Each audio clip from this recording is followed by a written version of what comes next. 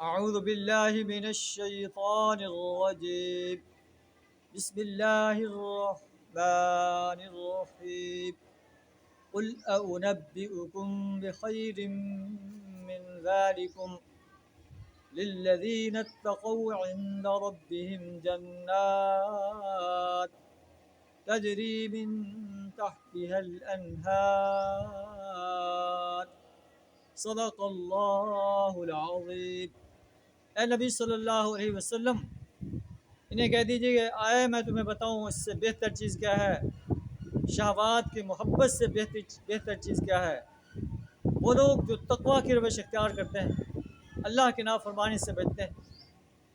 عند ربہم جنات تجری من تحتها الانہار، ان کے رب کے ہاں ان کے لیے ایسے باغات ہوں گے جن کے دامن میں نہریں بہتی ہوں.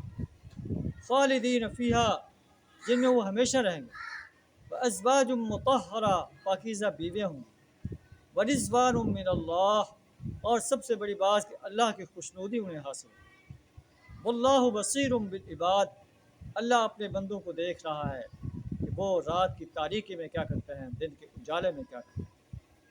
جن کی زبانوں پر یہ الفاظ ہوتے ہیں، اے ہمارے رب ہم ایمان لائے، فاغفر لنا ذنوبنا، ہمارے گناہوں کو بخش دے، وقنا عذاب النار، ہمیں جہنم کی آگ سے بچا لے. یہ لوگ ان صفات کے حامل انسان ہیں. الصابرین، صبر کرنے والے ہیں. والصادقین، راست باز انسان ہیں. والقانتین، اللہ کے فرمانبردار انسان ہیں.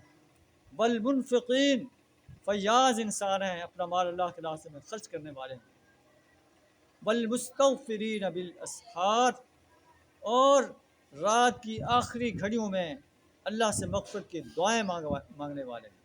اللہ سے دعا ہمیں ان صفات سے اپنے آپ کو آراستہ کرنے کی توفیق عطا فرمائے. وآخر دعوانا الحمد للہ رب العالمین.